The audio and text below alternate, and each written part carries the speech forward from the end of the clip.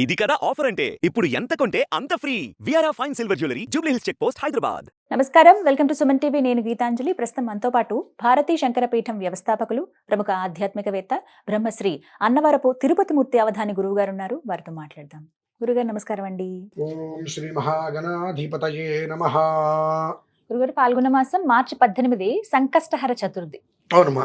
ప్రతి సంవత్సరం మొత్తం అన్ని చతుర్థులు కలిపి ఒక నియమంగా పెట్టుకుని వినాయకుడు పూజ చేసుకుంటారు చాలా మంది. అదే ఏ మాసానికి ఆ మాసం విశేషంగా ఉంటుందండి. అయితే మరి ఈసారి ఈ సంకష్టహర చతుర్థి విశేషం ఏంటి, అలాగే ఎలా చేసుకోవాలి అసలు పూజా విధానం, కానీ అసలు ఆ రోజున పాటించవలసిన నియమాలు, వీటి గురించి వివరించండి. 2 విషయాలు చెప్తాను, నచ్చినా నచ్చకపోయినా. ఓకే. ఇతపూర్వం కూడా 2-3 సార్లు చెప్పాను. తెల్లవారితే కోట్ల రూపాయలు కలిసి వస్తాయంటే చూసేటువంటి వీడియో మీద ఉండే దృష్టి వీటి మీద ఉండదు. ఎందుకంటే దీనివల్ల పుణ్యం వస్తుంది. ఆ పుణ్యం మనకి ఎందుకు, డబ్బు రాకపోయినా వస్తుందని ఫీలింగ్తో మనం చూస్తూ ఉంటాం. ఇతర 2 విషయాలు చెప్తానమ్మా. ఒకటి, ఈ పాల్గొన మాసం సంకష్టహర చవితితో సంవత్సరం అయిపోతుంది. కొంతమంది సంవత్సరాంతం దీక్ష పెట్టుకుని చేస్తుంటారు ప్రతి నెల. వాళ్ళకి నేను చెప్పగలిగే, అమ్మ మీ అందరికీ నేను చెప్పగలిగేది ఏమిటి అంటే, ఈ సంవత్సరమైనా అంటే రేపు ఉగాది నుంచి వచ్చేటువంటి సంకష్టార చతుర్థి అయినా మళ్ళీ సంవత్సరం పాటు చేసుకొని పాల్గొన మాసంతో పూర్తి చేసుకోవటం వల్లైనా మనకు ఉన్నటువంటి కష్టాలు తీరిపోవాలి అని నిజంగా అనుకుంటే నేను చెప్తా, మీరు ఆచరిస్తారు అంటే. ఎందువల్లంటే ఆచరిస్తూనే ఉన్నాం, ఎక్కడ కష్టం అక్కడే ఉంది. ప్రతి నెల సంకష్టాలు చవితి వస్తూనే ఉంది, కానీ ఆ కష్టాలు తీరట్లా. ఎందుకు తీరట్లేదు? చేసడంలో తప్పు చేస్తున్నామా? చెయ్యటంలో ఎక్కడ తప్పు చేయట్లా. పొరపాటు జరుగుతుందా? సరే, చెయ్యటమే తప్పు చేస్తున్నాం. చెయ్యటంలో ఎక్కడో తప్పు కాదు, చేయటమే తప్పు చేస్తున్నాం. గణపతికి ఆరాధన చెయ్యాలంటే అమ్మా, మనం గరిక తెస్తాము, కుడుములు తెస్తాం, అన్నీ తెస్తాం. ఆయనకి ఇష్టమైనవి మనం తెస్తున్నాం. ఆయన చేసే ప్రక్రియలు మాత్రం మనం చేయట్లా. ఆయన చేసే ప్రక్రియ చెయ్యకుండా మీరు ఎంత ఆరాధన చేసినా ఇసుకరైనంత కూడా ఫలితం ఉండదు. ఏమిటి గురుగారు? గణపతి చవితి గురించి మనకు తెలుసు కదండి, వినాయక చవితి. ఆ కథలో ఆయన ఏం చేశాడు? తల్లిదండ్రులకి ప్రదక్షిణ చేశారు. మనకు గణపతికి అర్చన చేయండి, శివుడికి అర్చన చేయండి అంటే చేస్తాం, కానీ తల్లిదండ్రులకు పాదాలకు అర్చన చేయండి అనగానే వాళ్ళకి నేను చేయటం ఏంటి? అది ఒక రకమైనటువంటి వికార భావం కలుగుతుంది వీళ్ళకి. ఆ భావన ఉండి చేయనప్పుడు మీరు 10 సంవత్సరాలు వరుసగా సంకష్టహర కాదు, సంక్లిష్టహర చవితి అని అర్చన చేయండి. ఇసుక రేణువంత ఫలితం కూడా రాదండి. మీరు చెయ్యవలసింది ఏదైనా ఉంది అంటే, ఆ రోజు నాడు ఉదయం మీ తల్లిదండ్రులకి పాద పూజ చేసి వారికి నమస్కారం చేసుకొని సాష్టాంగ ప్రదక్షిణం చేసి వారి దగ్గర అనుమతి తీసుకున్న తర్వాత గణపతికి ఆరాధన చేసుకోండి. తల్లిదండ్రులు లేరండి, ఓకే. జ్యేష్ఠో పితృసమానాన్ని పెద్దన్న ఉన్నాడుగా, పెద్దన్న వదిలికి నమస్కారం చేసి వెళ్ళి వాళ్ళకి పాదపూజ చేయి, కాళ్ళు కడుగు శుభ్రంగా, వాళ్ళకి నమస్కారం చేసి వాళ్ళ దగ్గర అనుమతి తీసుకొని కూర్చో. వాళ్ళు ఇక్కడ లేదండి, వేరే ఊరిలో ఉన్నారండి, ఓకే మంచిది. 4 రోజులు ముందే వెళ్ళు, 4 రోజులు ముందే వెళ్ళు. అన్నయ్య పాదపూజ చేసుకుంటా, నేను సంకష్టహర చవితి పూజ చేసుకుందాం అనుకుంటున్నా. గురుగారు ఇలా వీడియో చెప్పారు. వినాయక చవితిలో కూడా చెప్పబడింది, గురుగారు ప్రత్యేకంగా చెప్పింది ఏం కాదు కదా. కాబట్టి నాకు ఎట్లాగో నాన్న లేడు, కానీ నాకు నాన్నున్నాడు, నీకు నాన్న లేడు. జ్యేష్ఠ పితృసమాన కదండి, కాబట్టి నీకు నాన్న లేడు, నాకు నాన్నున్నాడు, కాబట్టి నేను పాదాలు కడుక్కుంటా చెప్పి పాద పూజ చేసుకుని నమస్కారం చేసుకుని ఇక్కడికి వచ్చి ఈ విధానాన్ని ఆచరిస్తే అప్పుడు మీరు ఇంత చేసినా ఇంత ఫలితం వస్తుందండి. ఎందుకంటే ఆయన ఒకటే చెప్పాడు, నేను ప్రత్యక్షంగా ఏ దేవుణ్ణి చూడలేదు,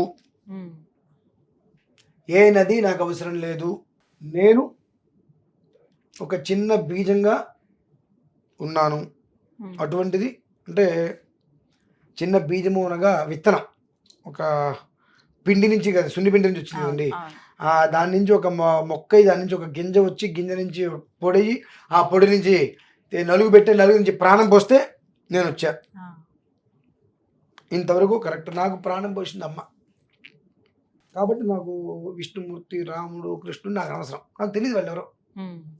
నన్ను ఇంత వాడిని తీసుకొచ్చింది మా నాన్న. నాకు ఆధిపత్యం కావాలన్నప్పుడు వారు నా శక్తి సామర్థ్యాల మీద పరీక్ష పెట్టారు. నా ఎలుక వాహనం వేసుకుని నేను ఎక్కడికి వెళ్తా? నేను ఎక్కడికి వెళ్ళలేను. కాబట్టి నేను చేయగలిగింది ఏదైనా ఉందా? నాకు ఈ జన్మనిచ్చారు, నేను ఇలా ఉన్నాను అంటే దానికి కారకులు తల్లిదండ్రులు. వారు తప్ప నాకు ఇంకొకరు దేవుళ్ళు, నాకు దేవుళ్ళు ఎందుకు అవుతారు అని చెప్పి వారు చుట్టూగా ప్రదక్షిణ చేశారు 3 సార్లు. భూ ప్రదక్షిణం చేసిన ఫలితం అమ్మ. భూ ప్రదక్షిణం చేసిన ఫలితం. ఎప్పుడైతే కనుక మనం తల్లిదండ్రులకి ప్రదక్షిణం చేస్తామో భూ ప్రదక్షిణం చేసిన ఫలితం వస్తుంది. ఆ భూ ప్రదక్షిణం చేసిన ఫలితం వస్తే అంతకుమించి కావాల్సింది ఏముంది? ఇంకా 2 విషయాల్లో, ఒకటి ఆవు ఈనుతున్నప్పుడు, ఆవు ఈనుతున్నప్పుడు ప్రదక్షిణం చేస్తే భూ ప్రదక్షిణం చేసిన ఫలితం. 2 తల్లిదండ్రులకి ప్రదక్షిణ చేస్తే భూ ప్రదక్షిణ చేసిన ఫలితం. ఈ 2 చేస్తే భూ ప్రదక్షిణ చేసిన ఫలితం వస్తుంది. ఆ రెండిట్లో ఏదైనా ఒకటి, అంటే ఆవు ఇంద్రుడి చూస్తే అది విశేషం. లేదు నువ్వు ఇంట్లో ఆరాధన చేస్తున్నావు, తల్లిదండ్రులకి చేసిన తర్వాత నువ్వు సం కష్టహర, సం క్లిష్టహర, అంటే హర అంటే పోగొట్టడం ఏదైనా సరే. అది నీకు తీసేయాలి అంటే ముందు నీ లోపల ఉన్నటువంటి అహాన్ని నువ్వు తీసేయి. నీ లోపల అహం ఎప్పుడు పోతుంది? నువ్వు ఎప్పుడైతే కాళ్ళు పట్టుకుని నీ తల్లిదండ్రులకు నమస్కారం చేశావో ఆ రోజు నీలో అహం లేనట్టేగా అనుకుందాం. ఆ అహం ఉంటే తల్లిదండ్రులకు నమస్కారం చేయండి వీళ్ళు. కాబట్టి ఆ అహాన్ని వదిలి నమస్కారం చేసుకో. నువ్వు ఇక్కడ కూర్చొని ఇన్ని ఉండ్రాలు పెట్టక్కర్లా, ఇంత బెల్లం మొక్క పెట్టినా నేను సంతోషపెడతా అనేటువంటిది నేను చాలాసార్లు చెప్పానండి. కానీ నాకు ఎన్నో కాల్స్ వస్తుంటే, కొన్ని వారాలు కొన్ని నెలలు చేశామండి, మాకు ఎందుకు కష్టంగా ఉందండి. అనుభవించండి. నేనేం చేస్తా? ఇలా చేయండి అంటే ఇలా చేయడానికి మనసు ఒప్పదు, అలా చేస్తే ఫలితం రాదు, ఇంకెందుకు దండగా. కాబట్టి మీరు చేద్దాం అనుకుంటే ఈ సంవత్సరమైనా మీ తల్లిదండ్రులకు, అత్తమామలకు నమస్కారం చేసుకొని ఆ తర్వాత మీరు ఈ విధానాన్ని అనుసరించగలిగితే ఒక్కసారి చేస్తే చాలా సంవత్సరాంతం మీరు ఏదో గణపతికి నెలలా చేస్తే నాకు ఏదో కష్టాలు తీరుతాయని అవసరం లేదు. చేయవలసినటువంటి విధానం ఒక్కసారి చేస్తే కష్టం మొత్తం తీరుతుంది. ఇన్ని పాలు ఉన్నాయి, ఇన్ని పాలు విరక్కొట్టాలంటే ఆ పాలలో 10 చోట్ల నిమ్మకాయ వేయక్కర్లేదు, ఒక చోట పోసినా మొత్తం అంతా విరిగిపోతాయి కదా. కాబట్టి ఆ చేసేటువంటి దాంట్లో మనకు నర్మగర్భంగా కాకుండా భక్తితో ప్రేమతో చేసుకోగలిగితే భగవంతుడు వచ్చి మన దగ్గర కూర్చుంటాడు. ఆ విధానాన్ని అనుసరించాలి. ఇప్పుడు ఎవరు చెప్పినా గణపతికి ఆరాధన చేసుకోండి, గరికితో అర్చన చేసుకోండి, కుదిరితే గరికితో హోమం చేయండి, కుడుములు నివేదన పెట్టండి, కొబ్బరికాయ నివేదన పెట్టండి, ఇవి తప్ప ఇంకోటి లేవు. బెల్లం ఒక నివేదన పెట్టండి తప్ప. ఇవి మనం చెబుతూనే ఉన్నారు, చేస్తూనే ఉన్నాం, ఇంకా మనం అక్కడే ఉంటున్నాం.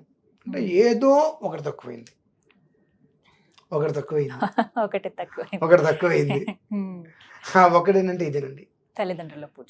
మనకు జన్మనిచ్చిన వాళ్ళని ఎప్పుడైతే మర్చిపోయావో నీకు ఒకటి కాదు, అన్ని తక్కువే.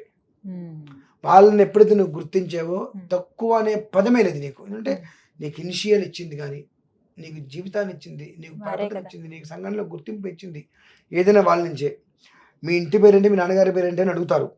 నాకు ఇంటి పేరు లేదు, నాకు నాన్నగారి పేరు తెలియదు అంటే వాడి పరిస్థితి ఎలా ఉంటుందండి? అంటే అవి నువ్వు చెప్పుకోగలుగుతున్నావు అంటే ఆయన నుంచి నీకు వచ్చినాయి కాబట్టి ఆయన అనుమతి తీసుకుంటే ఆయన అనుమతి నీకు ఇస్తాడు. కాబట్టి ఆ విధానాన్ని అనుసరించండి. గణపతి పూజ ప్రతిసారి ఎవరేం చేస్తారు? తల్లిదండ్రులకు ఆరాధన చేసుకున్న తర్వాత మీరు చేసుకోగలిగితే నిజంగా భగవంతుడు నీ యందు భక్తితో, నీ యందు ప్రేమతో నిన్ను వెతుక్కుంటూ వస్తాడు. ఎందువలన తల్లిదండ్రులకు సేవ చేస్తున్నాడు కాబట్టి. అతనికి ఏవో కష్టాలు ఉన్నాయి, ఆ కష్టాలని మరిచి కూడా తల్లిదండ్రులకు సేవ చేసుకుంటారు. నాకు జన్మనిచ్చి కాబట్టి నేను చేయవలసింది ఏంటి? ఏమున్నాయి? ఈ కష్టహారం కోసమే చేసుకునేదైనా అంటే ఆ కష్టం అనేటువంటి తన చేతికి రానికుండా ఉంటే తల్లిదండ్రులు కాస్త ఎక్కువ చూసుకుంటాడుగా. కష్టం వలన ఎక్కువ చూసుకోలేకపోతున్నాడు, ఏదో చూసుకొని వెళ్తున్నాడు. కష్టాన్ని పూర్తిగా నేను తీసేస్తే తల్లిదండ్రులకి ఇంకా అతను ప్రేమిస్తాడుగా అని చెప్పి ఆ రకంగా వస్తాడు భగవంతుని దగ్గరికి. అలా వచ్చేట్టు చేసుకోమని చెప్పి నేను కోరుకుంటానమ్మా.